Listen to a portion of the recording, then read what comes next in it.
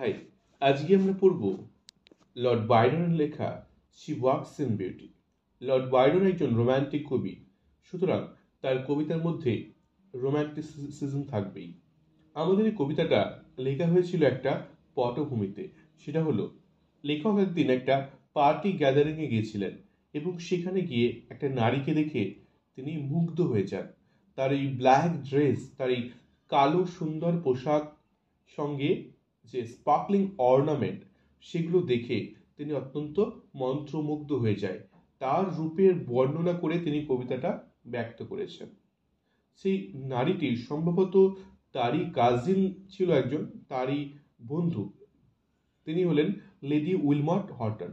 তাহলে lady Wilmot হটনের বিষয়ে তাকে দেখে তিনি আমাদের এই কবিতাটা লিখছেন।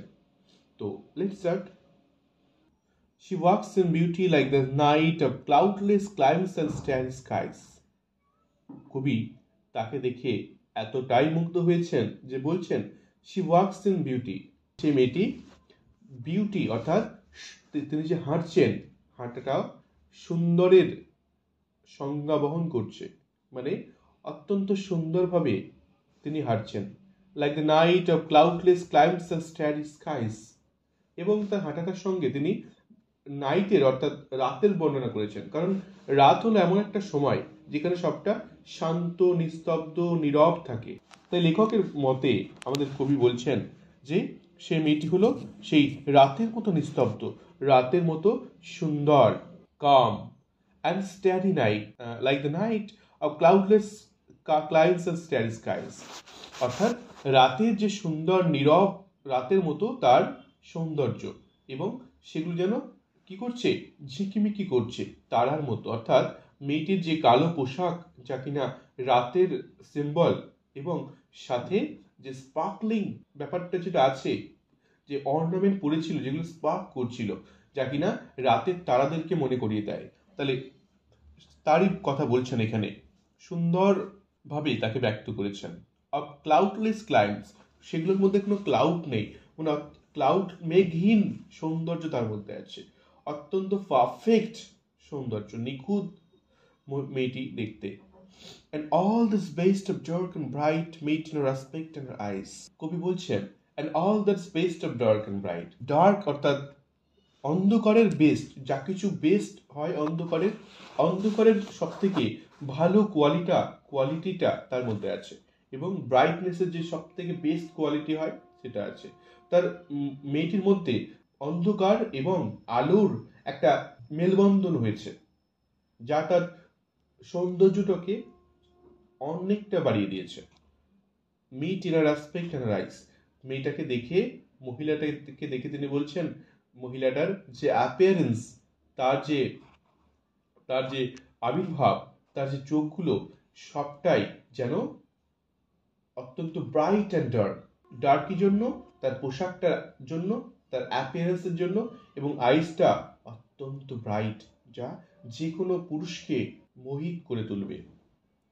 Thus mellowed to that tender light which heaven to God denies, এবং তার মেলোড মানে কোমল, মেলোড মানে gentle, thus mellowed to that tender light which heaven to God denies, মেয়েটার সৌন্দর্য টেন্ডার লাইট, একটা কোমল লাইটের সঙ্গে তাকে বর্ণনা করা হয়েছে। সেই মেয়েটি which it is not like gaudy day, তার মেয়েটি অত্যন্ত ব্রাইট একটা আলোক উজ্জ্বল দিনের মতো এতটাও ব্রাইট নয়। সে মেয়েটি হলো কোমল, স্নিগ্ধ, not at all so bright.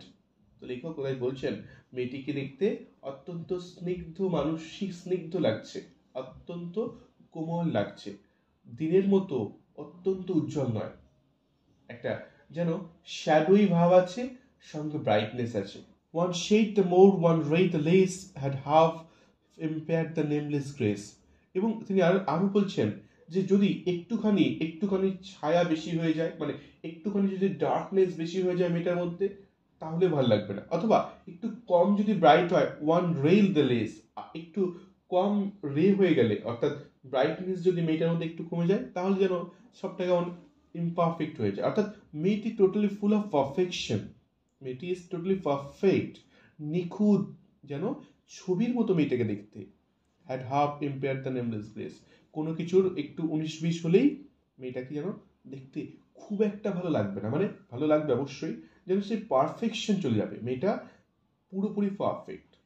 Waves in every raven trees are softly lightens over her face, এবং মেয়েটির চুলগুলো, র্যাভেন ট্রিস মানে মেয়েটার চুলগুলো অত্যন্ত সুন্দর, পুরো নিকশ কালো চুল তার, সেই কালো চুলটাকে চুলগুলো মেয়েটার সৌন্দর্যটাকে আরো বৃদ্ধি করেছে। আর softly lightens over her face, এবং তার যে মুখের যে লাইট, মুখের যে আভা, সে যেন কত মধুর। By thoughts serenely sweet express how fear, how dear their dwelling place. লেখক বলছেন তাকে দেখতে এত সুন্দর, বাইরের আবরণটা এতটা সুন্দর, তাহলে ভিতরের যে মনটা আছে সেটা কত সুন্দর হবে। হয়তো শুধুমাত্র তিনি মেয়েটা তার আউটলুকের বর্ণনা করছেন না, তার ইননেট, তার যে হৃদয়টা কত সুন্দর তারও বর্ণনা করছেন, how pure it could be, এবং তার হৃদয়টা কত সুন্দর হয়তো। And on the cheek and over that brow, so soft, so calm yet eloquent, the smiles that win, the tints that glow, the tales of days and goodness spent. On the cheek and over that brow, তার যে গালগুলো, তার যে মুখমণ্ডল, এবং তার যে bro means এখানে তার ফোরহেড, তার যে কপাল, এগুলো অত্যন্ত সুন্দরভাবে যেন আকার হয়েছে।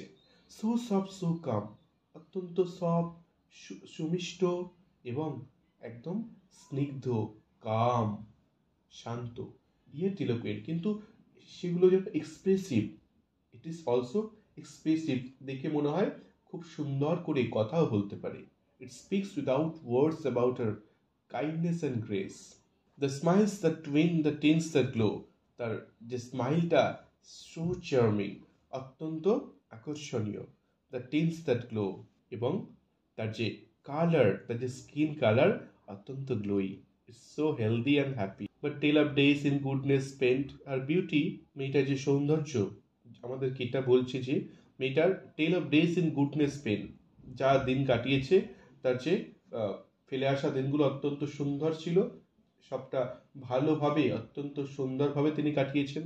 মেয়েটা ভালো কাজ করে, গুড কাজ করে, ভালো কাজ করে, মেয়েটা যা কিছু করে তা কিছু ভালো, তা কিছু শুভ, সেই জন্যই হয়তো, এত ভালো কাজ করার জন্যই হয়তো মেয়েটার আবির্ভাবটা, মেয়েটার যে বহিরাবরণটা এত গ্লোই হয়ে গেছে, এত গ্লো করছে। It is showing her character as beautiful as her looks, a mind at peace with all below, a heart whose love is innocent. লেখক বলছেন মাইন্ড অ্যাট পিস, তার মাইন্ডটা অত্যন্ত পিসফুল, মেয়েটাকে দেখে অত্যন্ত পিসফুল লাগছে। উইথ অল বিলো, অর্থাৎ অল বিলো বলতে সবাইকে নিয়ে, অর্থাৎ মেয়েটা সকলের সঙ্গে, মানুষের সঙ্গে ভালো ব্যবহার করে, তার ব্যবহার, তার ক্যারেক্টার, তার বহিরাবরণ, তার পোশাক আশাক, সবটাই যেন অত্যন্ত সুন্দর, সবকিছু নিয়েই she is so beautiful, so perfect. A heart whose love is innocent, এবং তার যে হৃদয়টা is so pure and full of innocent love, which adds to her overall beauty. মেয়েটা এতটাই সুন্দর যে তার মেয়েটা অত্যন্ত সুন্দর এবং ইনোসেন্ট, নিষ্পাপ ফুলের মতো তাকে দেখতে। দ্যাটস অল, এটাই আমাদের কবিতা। I think you all have understood. So if you have any question you can ask in the comment section, and also I have request to you, please subscribe my channel if you like it. Thank you, bye bye.